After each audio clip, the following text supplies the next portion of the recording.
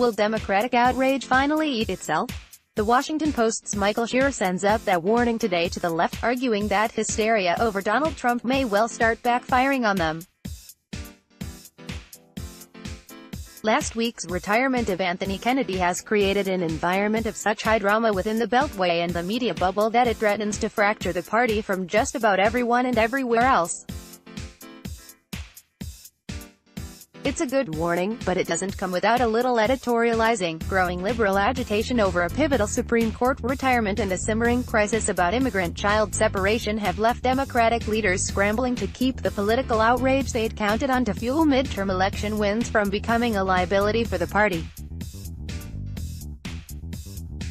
Internal party debates have broken into public view over maintaining civility and the usefulness of liberal slogans like "abolish ICE," which some Republicans have embraced to argue falsely that Democrats oppose immigration enforcement. At the same time, liberal activists have begun to argue for more radical measures to counter President Trump, who they assert presents an immediate threat to the republic. Let's pause here about the "falsely" comment. Just how false is it to take calls for the abolition of the agency responsible for immigration enforcement as a call for ending it altogether? The argument is so incoherent that it's about the only rational takeaway from it. After all, if the argument is that Democrats want to abolish ICE but still want immigration enforcement, then they need to reconstitute ICE with nothing more than a name change.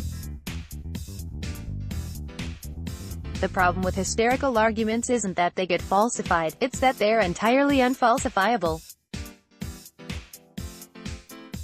The words get disconnected from their literal meaning, as Scherer does here, because it's all about sheer emotional manipulation rather than rational policy.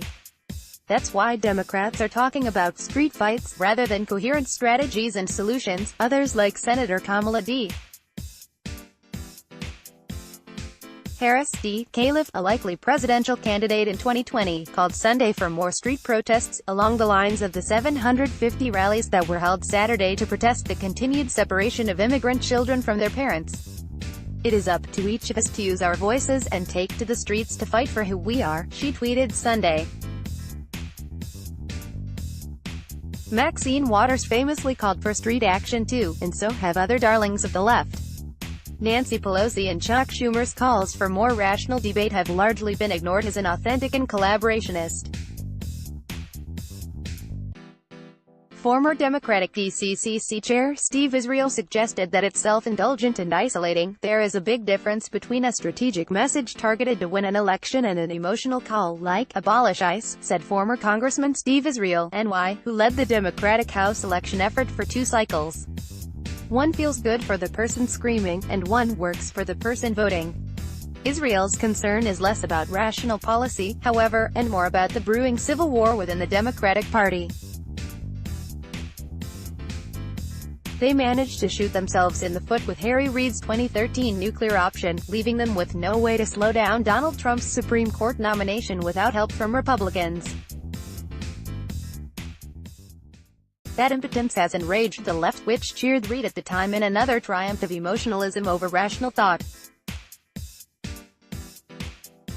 That's pitting radical Democrats against the moderates at a time when unity might work out better for them, over blindingly stupid rallying calls like "abolish ICE."